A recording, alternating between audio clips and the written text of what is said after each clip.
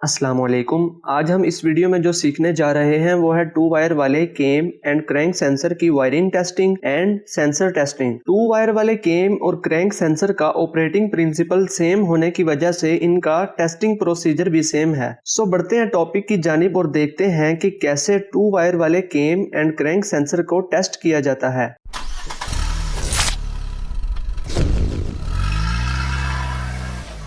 Viewers, जब भी scanner में केम या क्रैंक सेंसर का फॉल्ट आए और अगर वो दो तारों वाला हो तो सबसे पहले जो हमें चेक करना है वो है सेंसर की वायरिंग। तो पहले हम वायरिंग को टेस्ट करने का तरीका देख लेते हैं।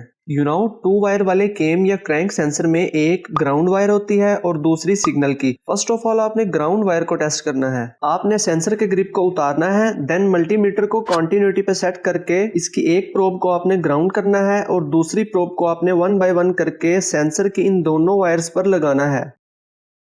जहां बीप की आवाज सुनाई दे तो समझ लेना कि ग्राउंड ईसीयू से आ रहा है, means ground wire is okay. और अगर बीप की आवाज ना आए तो इसका मतलब वायर कहीं से टूटी हुई है। नेक्स्ट आपने सिग्नल वायर की कंटिन्यूटी चेक करनी है ईसीयू से लेके सेंसर के ग्रिप तक। मल्टीमीटर को कंटिन्यूटी पे सेट करके इसकी एक प्रोब लगानी है ईसीयू के ग्रिप में सिग्नल वायर पर, जो कि सेंसर के ग्रिप से सीधा ईसीयू में आती है, और दूसरी प्रोब लगानी है सेंसर के ग्रिप में सिग्नल वायर पर। अगर बीप की आवाज सुनाई दे तो आपको कंफर्म हो जाएगा कि सिग्नल वायर इज ओके, और अगर बीप की आवाज ना सुनाई दे तो इसका मतलब वायर कहीं से ब्रोकन है। हमारी ये दोनों वायर्स तो हो गई चेक, हमें पता चल गया कि वायरिंग में किसी किस्म का कोई मसला नहीं है। नेक्स्ट अब प्रॉब्लम सेंसर में है या ईसीयू में। तो अब हम देखते हैं सेंसर टेस्टिंग, यानी सेंसर को किस तरह चेक करना है। आपने सेंसर को उतार लेना है। सेंसर टेस्टिंग में आपने 6 टेस्ट करने हैं। नंबर 1, आपने देखना है कि सेंसर की पिंस में और ग्रिप की पिंस में कार्बन तो नहीं आया हुआ। अगर सेंसर की पिंस में या ग्रिप में कार्बन आया हुआ हो तो प्रॉपर सिग्नल्स ईसीयू को नहीं मिल पाएंगे, so you need to clean it.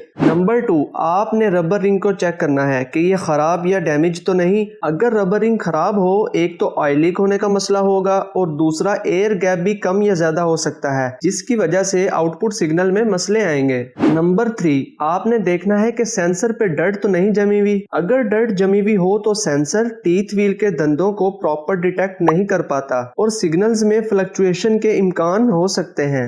Number 4, sensor को अच्छी तरह देखना है कि ये कहीं से ब्रोकन और डैमेज तो नहीं। अगर सेंसर ब्रोकन या डैमेज हो तो obviously we have to replace it. Number 5, हमने इसकी रेजिस्टेंस चेक करनी है। रेजिस्टेंस मेक एंड मॉडल के लिहाज से डिफरेंट होती है। आपने जिस गाड़ी का सेंसर खोला है सेम उस तरह के ठीक सेंसर की रेजिस्टेंस आपको पता होनी चाहिए, और अगर नहीं पता तो आप रिपेयर मैनुअल से भी इस सेंसर की रेजिस्टेंस देख सकते हैं। उस पे सारा तफसीलन लिखा होगा कि इस सेंसर की रेजिस्टेंस इतनी होगी तो सेंसर ठीक होगा, इतनी होगी तो खराब होगा। सो मल्टीमीटर को आपने ओहम्स पे सेट करना है और दोनों प्रोब्स को सेंसर की दोनों पिंस के साथ अटैच कर देना है, तो आपको रेजिस्टेंस शो होगी। ये देखें, ये मेरे पास एक केम सेंसर है। ये मैंने मल्टीमीटर की दोनों प्रोब्स इस सेंसर की दोनों प्रोब के साथ लगाई हुई हैं। तो मेरे पास जो रेजिस्टेंस शो हो रही है वो है तकरीबन 2.23, 4, 5 या 6, मतलब के 2200 और 2300 के राउंड अबाउट है। और इसी तरह ये मेरे पास एक क्रैंक सेंसर है, इसकी रेजिस्टेंस भी तकरीबन 2.22, 23, 24 मींस डेट 2200 और 2300 के राउंड अबाउट है। सो अगेन मैं कहूंगा कि जिस गाड़ी का आप काम कर रहे हैं उस गाड़ी के रिपेयर मैनुअल को पढ़ें और देखें कि वहां कितनी रेजिस्टेंस लिखी हुई है। जितनी रेजिस्टेंस लिखी हुई है उतनी ही होनी चाहिए। अगर रेजिस्टेंस रिपेयर मैनुअल के मुताबिक कम या ज्यादा हो तो इसका मतलब there is a problem with the sensor. Number 6, आपने मल्टीमीटर को 200 मिलीवोल्ट डीसी पे सेट करना है, और अगर ये वाला मल्टीमीटर है तो इस पे आप 2 वोल्ट पे सेट कर सकते हैं। मल्टीमीटर की इन दोनों प्रोब्स को सेंसर की इन दोनों पिंस के साथ अटैच करना है। देन किसी मेटेलिक ऑब्जेक्ट से आपने इसके आगे मूवमेंट करनी है। वोल्टेजेस की वेरिएशन इस बात की इंडिकेशन है कि आपका सेंसर ठीक है और ये मूवमेंट्स को डिटेक्ट कर रहा है।